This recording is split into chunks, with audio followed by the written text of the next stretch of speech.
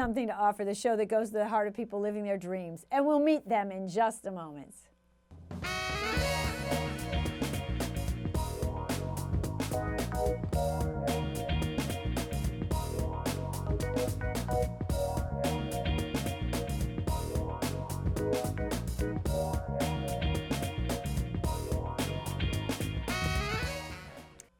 In January, because this will air a little bit later, I was in Jacksonville, Florida, seeing my dear friend Gloria Duncan Ware. And Gloria is the person who first helped me produce my very first episodes of Something to Offer. And she lives there, and she is avid actress, director. She's involved in theater in Jacksonville, and the theater in our community is amazing there. And so the very first day I was there, she was teaching an acting class, and while I was there, I got to interview the general manager, Michelle Kindy, from, they call it Theater Jacks, but it's the Theater of Jacksonville, Florida, and there's so much wonderful history. We're going to hear from her now, and it's really exciting. And there's so much, we're probably going to have to put a little bit of it on another episode. Hey, it's Anne-Marie here, and I'm in Jacksonville, and you know I like to shoot episodes on location. Jacksonville is where my dear friend Gloria Ware lives, Gloria Duncan Ware. We did theater together. She helped me produce my first shows at M&N. She's inside there right now teaching an acting class, so I cannot interrupt. But I'm going to have an opportunity to talk to one of the general managers of the theater, Michelle Kindy. And this theater is a historical landmark. The theater itself, the inception of this theater started in 1919.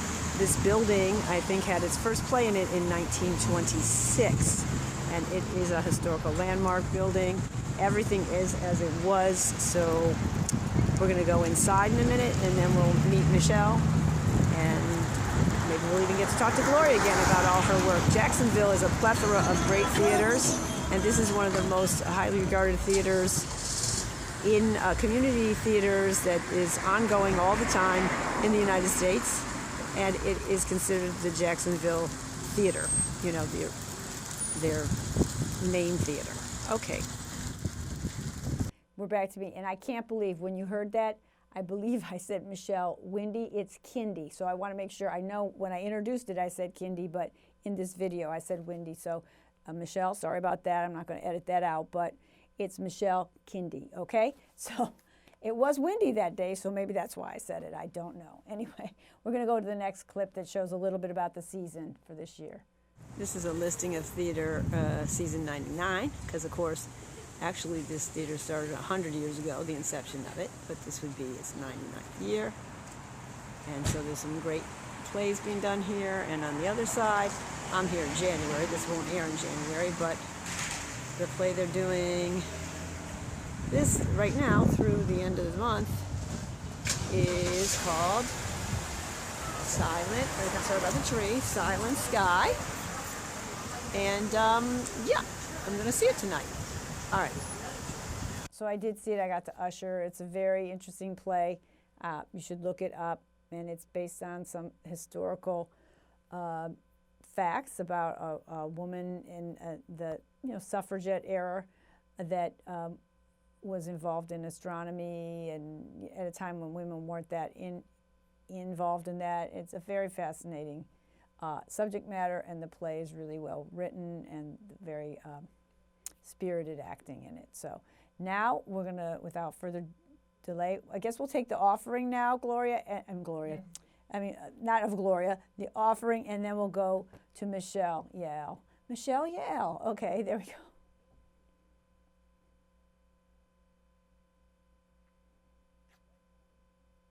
We're back. Now we'll go right to Michelle Kindy, the GM of Theater of Jacksonville. Today I'm here with Michelle Kindy of the Jacksonville Theater, and I shared a little bit about the theater from outside, and Michelle is one of the GM, and I'm just so excited to be with her. This is the theater where my dear friend Gloria Ware does a lot of work. It's one of her favorites in the community. Jacksonville has a lot of theaters, but this is known and was known early on. I think it was deemed in 1938 the theater of Jacksonville. So this theater is over 100 years old from the concept of this building. Started, the first play was in 1926, I believe, in January 4th is what I read. So it's pretty exciting. But Michelle, I want to learn how you came to theater a little bit and then how we got to Jacksonville. I know you're from Canada. I wonder if the theater bug got you when you were in elementary school or you saw a great play and or what theater piece like moved you in one of your early days. Interestingly enough, although I am from Canada, the theater bug bit me on a trip to Florida with my mère and père. That's my grandparents on my mother's side. I'm French-Canadian. And I was in Largo, Florida, and we went to go see I was 11. We went to go see a show called Wait Until Dark. And for those of you who are familiar with that story, the protagonist is blind, and it's one of those things where we see where she decides to get the upper hand on the people who are trying to take advantage of her by taking the lights out so they're on equal footing, except she forgets that the light in the refrigerator works. It's like one of those things where I just remember back at that time, I'm sitting there in a hushed house full of people who are very intent and focused on this show, and they were doing a fabulous job, and when the bad guy opened the fridge, I stood up and yelled, "Close the door!" And nobody understood, and it startled everybody, and it was one of those things where, and that, I don't even remember doing, but that story has been told, so, but it was one of those things where the magic of theater and storytelling in a live setting was forever imprinted on me, and then the very first time I ever got to be a part of a show, like a real part of a show, was Oscar Wilde's The Importance of Being Earnest. Great play, love that play. I was a teenager. Mr. Keith Perry was my drama teacher. We all have those teachers who really and truly are the ones who spark what is lying dormant in us in terms of interest and bring it to life. And he did that, and it was the first time we did scenes from The Importance of Being Earnest, and then ultimately did the whole show. We went on to do things like Grease. This was all in high school in Vernon, BC. But it was just once the candle is lit, it's like oxygen. It's just that's all it needs is oxygen. It just went like wildfire. So, and that's always been the case. That's great. So, how did you?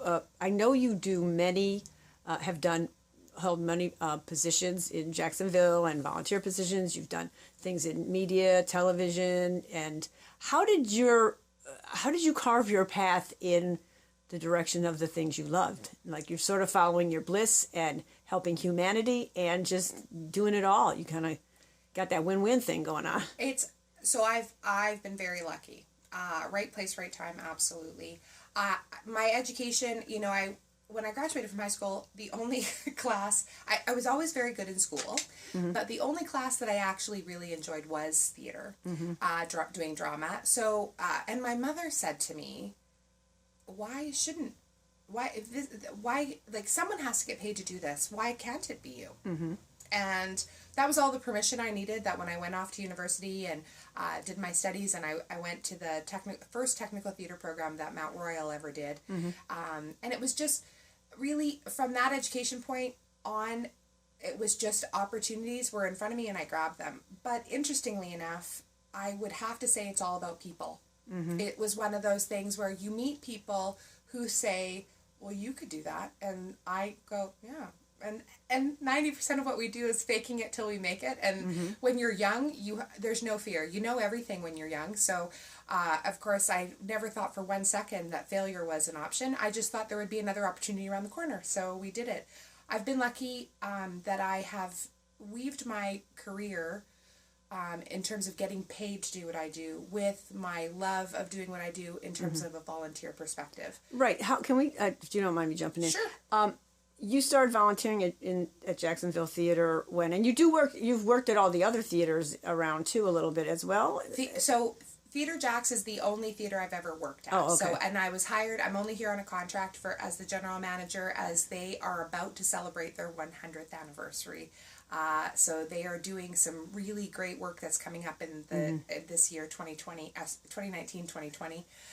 but I've never worked. No, I worked. For I mean, the you Jackson, volunteered at other places. Is what I Right. meant to say. When I say worked, I bet. should have said not for pay, but you volunteered Right. all around the area. I've worked with a couple of the other theaters. We have a really robust theater. Like, I mean, You're nonstop. There's like no dead time. from St. Augustine to Amelia Island, like when you start counting the efforts of people to be able to do storytelling in our community, it's outstanding.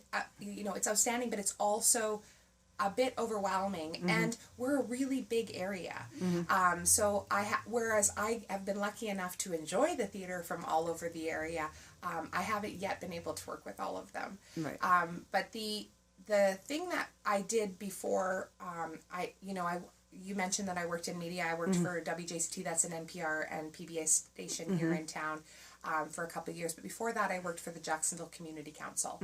And that organization So you know is the community really well. I was going to say, it's exactly what it's titled. It's all walks of life. We worked on things in all, measuring quality of life in all areas of Jacksonville. And we have a, very robust and intricate and complicated community, which makes it for, was a fabulous job working from people from all areas. And one of the things about quality of life was the arts, which I was always passionate about. So even though I worked there for 18 years, I volunteered here for over a decade and before I got the position. And stage management, worked in, arts administration, worked in production management, and directed. Yeah, you directed my dear friend Gloria in a play called Hildy's Room, I think. Is that the right title? It's Hilda's Yard. Yard, sorry. No okay. worries. And Okay. Hilda's Yard is a Norm Foster play. Yeah, and she won an award. You guys won awards for it. Yes, and it was fantastic. And every experience I've had here with all kinds of volunteer folks has been outstanding. What people are willing to bring, and it's really important that I constantly harp on this. People think I'm crazy, but it's like everyone's a volunteer because they're very different levels of theater. Professional theater, what you see on Broadway, the equity houses you see all over the country, both here and in Canada, as well as, there are regional theaters that are non-equity. There are, there's this whole... There's just great work coming out of everywhere. Right, and this whole contingent is all volunteer. So the efforts that people do to do the storytelling we do comes after a full day of work and taking care of yourself and your family and the people and the things that are important to you, and then you add this on top of it. So we always say it has to come from passion because it's certainly not something that's super easy and it's like, oh, I'm just going to go do this now. It doesn't work that way. And the depth of talent we have here in Jacksonville, Theatre Jacksonville has been able to benefit from that since 1919. But but we all are blessed. And every time we hold an audition, folks moves into our area, they come with, riches and talents that they're ready to share with us. And we're ever so grateful for the opportunity to bring in new folks and learn from each other, but also it just continues to elevate the work we do, which is amazing. And I've always said I'm very, very lucky. You are very lucky. When you were speaking, I thought to myself, but isn't that like the magic and the joy of the willingness to tell the story? And then in the telling the story of your life that gets revealed to you as a storyteller, and that it feeds you to keep going. So I'm sure that as much as everybody's volunteering, the riches that they receive about themselves and humanity must be, you must have amazing stories that you could tell about that. There are, and I'm right in the beginning of discovering a new show. It's actually by the same playwright, Norm Foster. He's a Canadian playwright who I just identify with his work. And maybe I identify with it because I am Canadian and I've also see my family members and myself in all of these characters. But here I am, in Florida, and it's one of those things where people who are in Florida from all over who are auditioning and part of this, they all see themselves. And when you are able to connect on planes of experience, regardless of where you're from, you find that kind of common ground. You're right, that is magic. Yeah, that invisible thread of connection, so to speak. And it's that whole idea that the magic reveals itself. And when it reveals itself, it is in such a way that you just can't help but go, okay, I'm in the right place, telling the right story, and this is the right time. And more importantly for me, I have the right people doing it. And I'm, like I said, this week I just started the preps for a show that goes up on March 2019, March 1st. And it's one of those things where every time you start a new project, you have that reveal. And you think to yourself as a director, you don't want to bring too much of yourself or ask too much of the others that are part of this team with you to take on what you're giving them. You want them to bring what they're bringing as well. But it doesn't take long when the story is strong, and all of a sudden everyone sees those threads you were talking about, those magical, invisible threads all of a sudden reveal themselves, and you have, I have folks that generationally are probably 40 years apart that are all going, oh yeah, the same thing. Me too. That's so great. It's sort of and in a comical sense, and sometimes in a tragically comical sense. So, and that's what that's why I give my time. Exactly.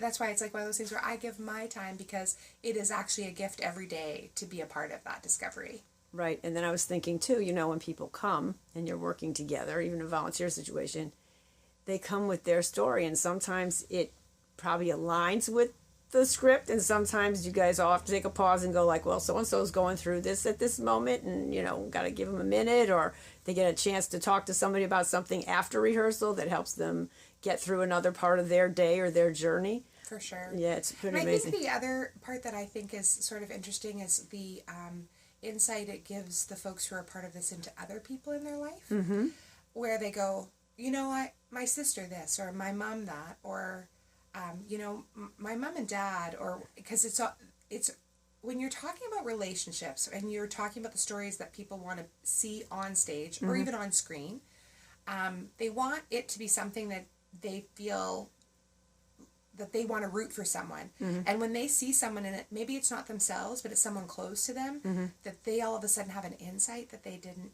have before. It's an interesting...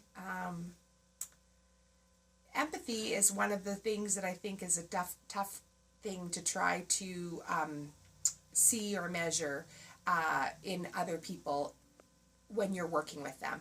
But I'm going to tell you, in theater, you get to see how people, the empathy of people, the way that they relate to other folks, and how that story relates to them, so much more than I think in any other business that there is. Right. So I want to talk a little bit about you. You just mentioned, and I mentioned before, we're in the 100th year of inception, but it takes a year to be a year old, so it's not quite it's the 99th season. But I want to talk a little bit about this theater.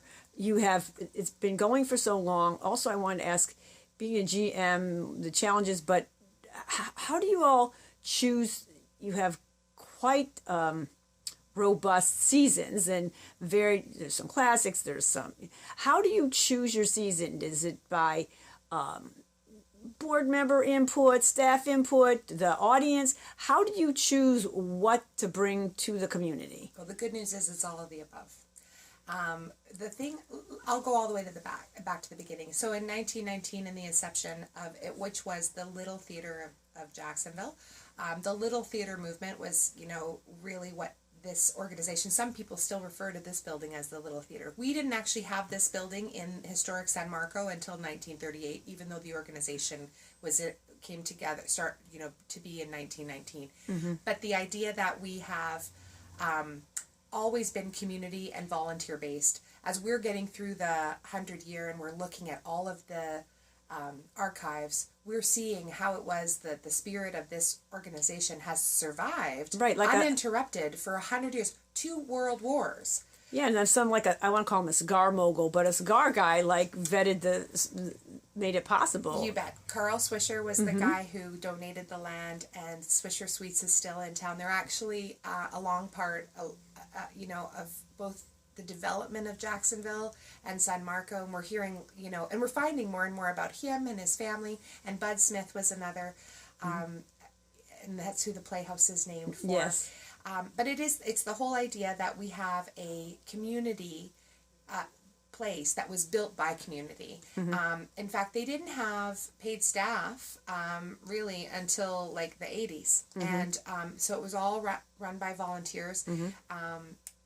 And consistent in terms of the work and the efforts that were made. The seasons were long, and right.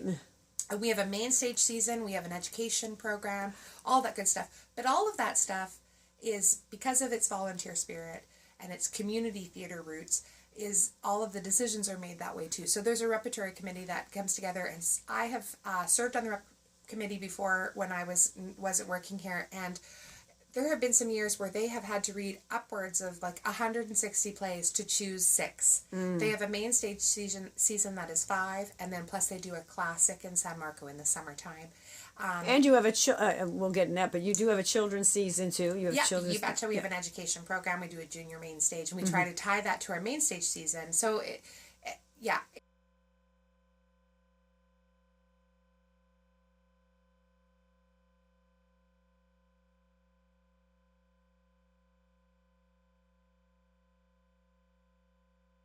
It's quite the the web we weave, but it is the idea that you have to try to be, when you are Jacksonville's community theater. Yeah, which this is what is Theatre Jacksonville yes. is got that designation.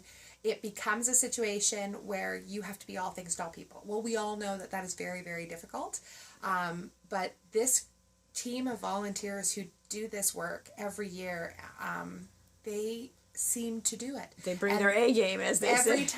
Every time they bring their A game. And they also are the thoughtfulness that goes into building a season to be able to, like, in the times that we live in, as well as the entertainment that we live in. Because, some people go for the storytelling and the joy, regardless of what's happening in the world, and other people go to see our times reflected on stage.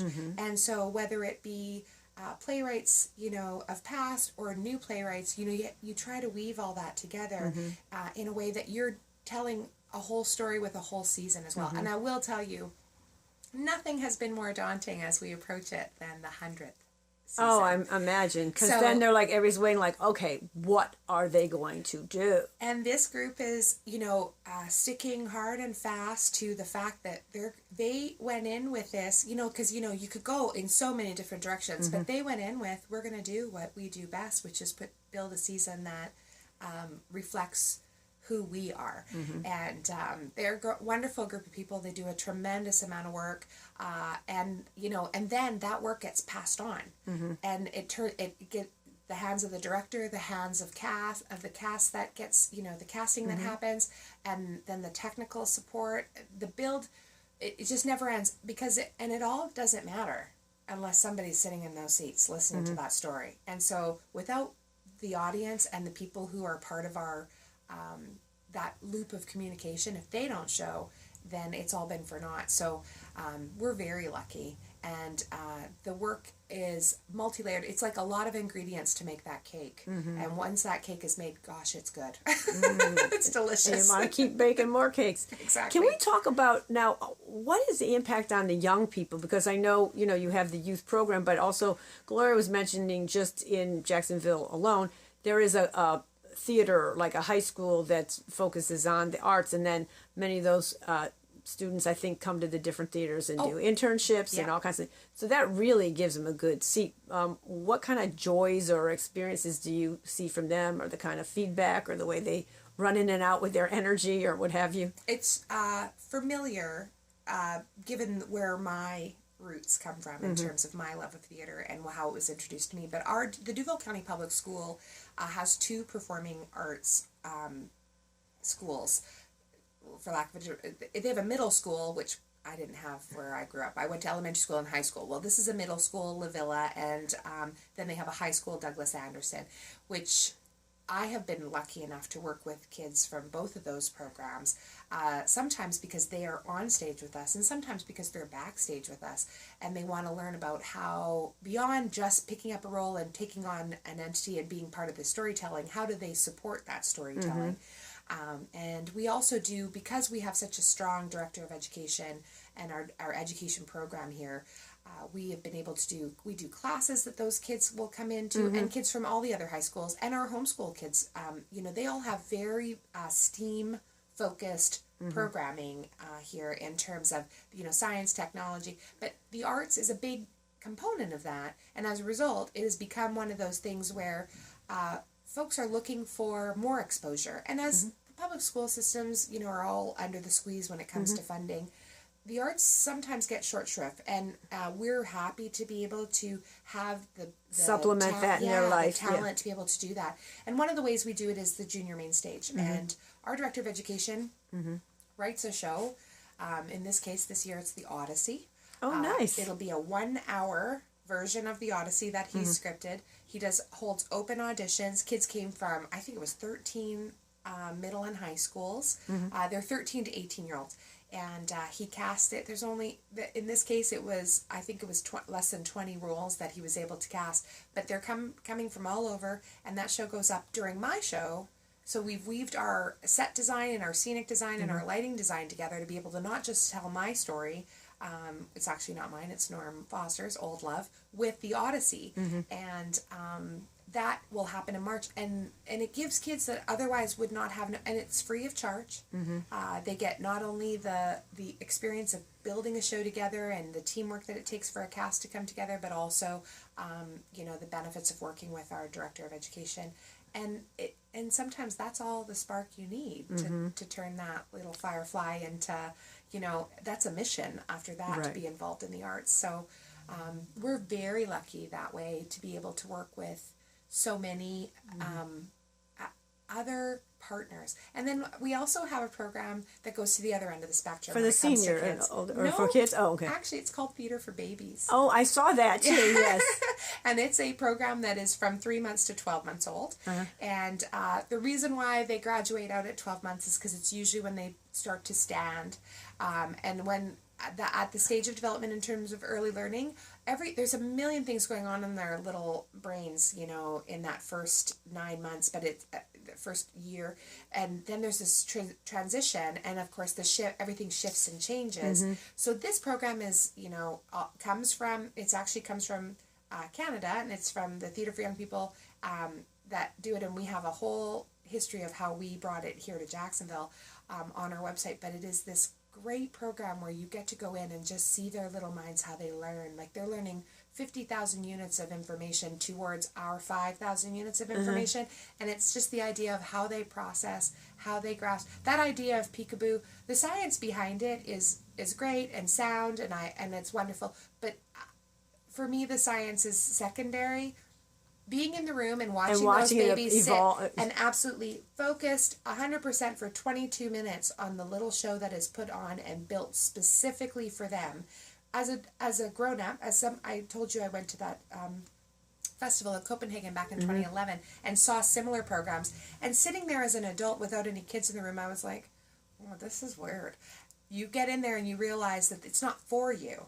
It's for babies, and they zero in and focus in, and next thing you know, as a parent or as a caregiver or just someone who has children that age in your life, you realize, oh my, do I ever know how to entertain them? Because it's like you're using all these household items, and